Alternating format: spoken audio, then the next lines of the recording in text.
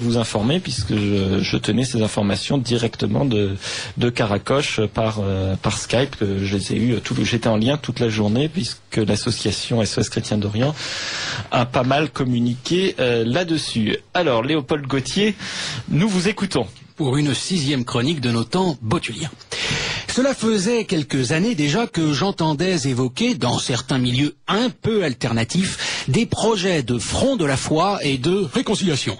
Cathos et musulmans main dans la main pour redonner un peu de transcendance à la France et défier l'oligarchie mondialiste.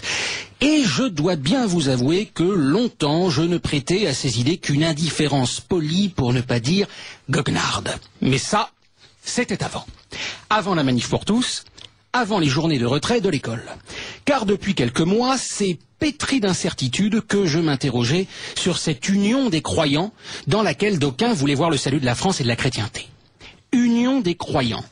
Déjà, cela claquait comme un slogan et invitait donc à la méfiance. Mais, à dire vrai, ce slogan était joli. Trop près, presque centriste, le canuet en culotte courte de premier communion. Sauf que l'hostie avait des allures de pastilla. Vraiment, je m'interrogeais. Union de quels croyants? Union des différents fidèles de ce que les cuisses rappellent grande religion abrahamique, ou pire encore, religion du livre. Mais de quel livre parle-t-on? Pas des évangiles, visiblement. J'entendais parfois que les musulmans respectaient Jésus. Cela ne suffisait pas à en faire des frères de foi, dès lors qu'ils ne croyaient guère à sa nature divine.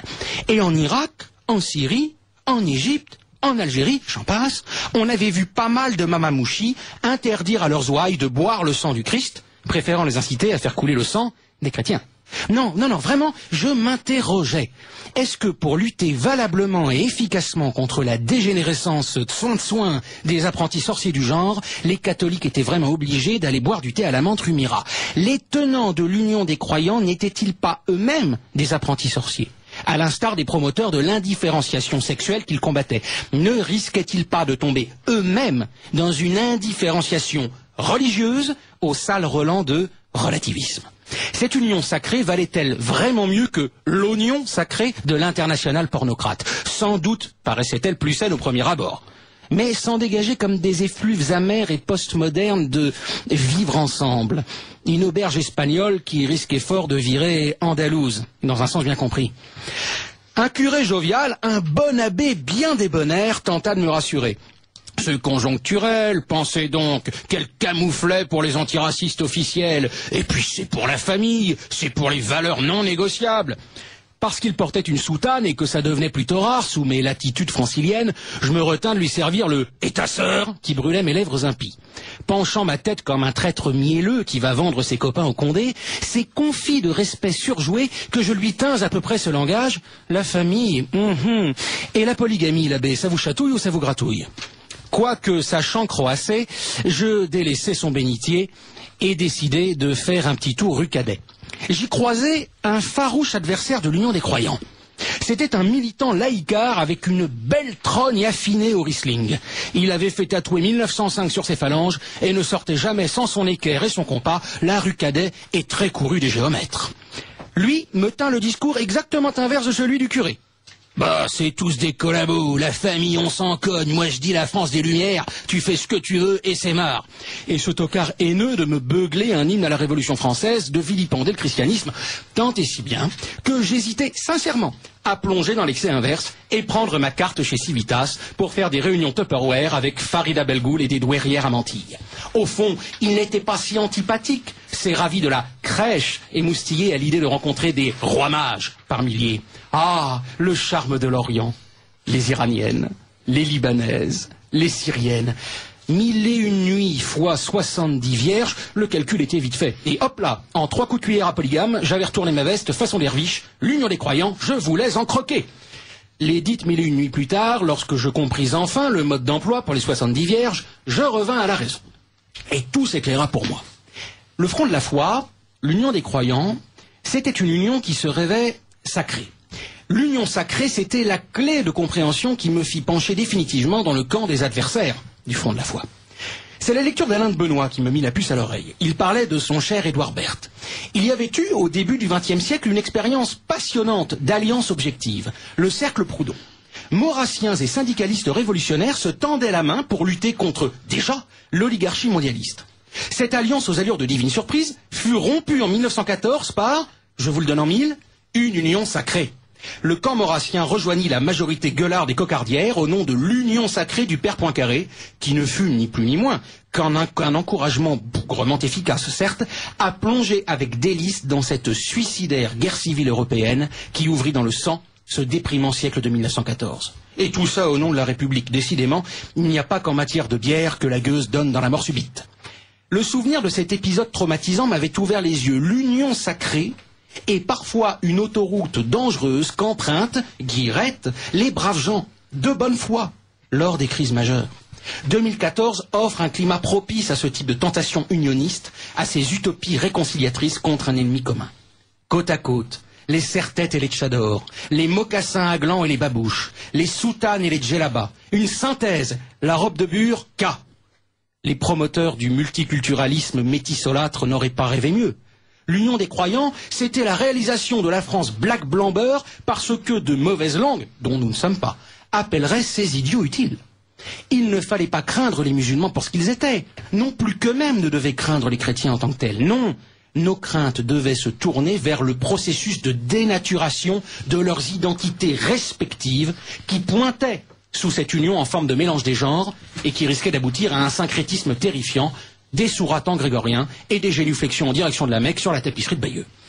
Afin d'éprouver mon intuition sur l'union sacrée, afin de ne pas rester au stade de l'empirisme, je décidai d'aller consulter l'oracle de la pensée majuscule, le plus rive-gauchisant des playboys des Cathy, la chemise blanche, la mieux amidonnée de Saint-Germain-des-Prés, Botul. Je déboulai à la terrasse du Flore, essoufflé. Je n'eus même pas le temps de le saluer, qu'il avait déjà entamé la conversation. Par les varices de Lévinas, quel goujat vous faites! J'ai bien cru que je n'apparaîtrais pas dans votre chronique botulienne aujourd'hui. Excuse-moi, ô Botul, ô pharaon des fadesses post-foucaldiennes, mais je m'étais perdu dans mes interrogations. Perdu? La prochaine fois, prenez un GPS. Bon, allez, je suis bon prince, je vous accorde le grand pardon. Sur quel sujet voulez-vous que mes lumières vous éclairent aujourd'hui, gentil freluquet? Je n'irai pas par quatre chemins. Ô Botul, que penses-tu de l'union sacrée? Excellent, magnifique. Ah, quel enthousiasme! Un chef-d'œuvre du cinématographe!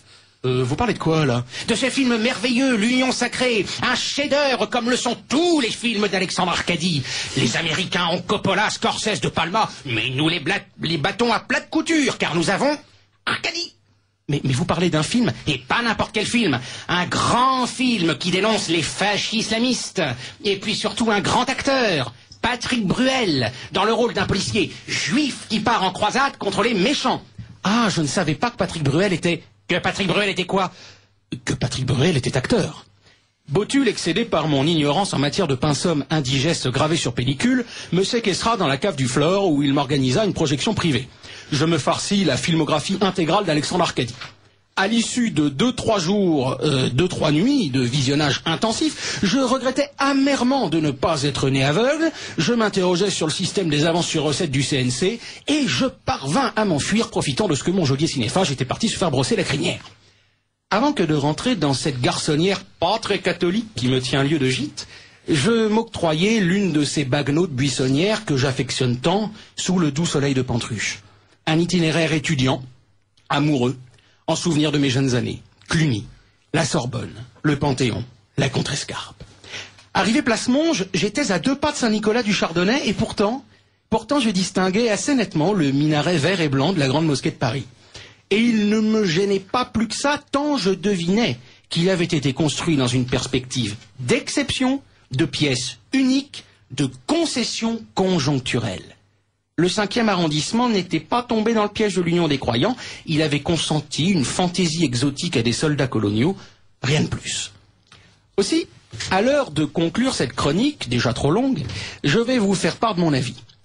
L'Union des croyants gagnerait à changer de nom et à être rétrogradée au rang de simple alliance très objective et très conjoncturelle, sous peine de devenir le vecteur de l'effondrement d'une transcendance abâtardie. Car enfin, en matière d'union, a fortiori sacrée, je n'en connais qu'une qui ne soit pas une impasse. Et cette vraie union, vraiment sacrée, la seule qui vaille, elle est déjà réalisée. Elle s'appelle Bouvines. L'union sacrée, c'est la nation française. Sacrée parce que fille aînée de l'Église, mais aussi parce que riche de ses forêts magiques, parce que fruit du génie immémorial européen. Union par le roi et par toutes ces belles provinces sous la terre desquelles reposent mes aïeux. Mon union sacrée a derrière elle des siècles d'histoire à donner le tournis aux plus grands romanciers. Mon union sacrée, c'est un Flamand et une Corrézienne. C'est un Breton et une Parisienne. Cette union sacrée, elle coule dans mes veines. Aussi, m'excuserez-vous de ne pas ressentir le besoin irrépressible d'aller chercher plus loin pour la troquer contre une autre union. Mon union sacrée, comme disait le maréchal, j'y suis, j'y reste.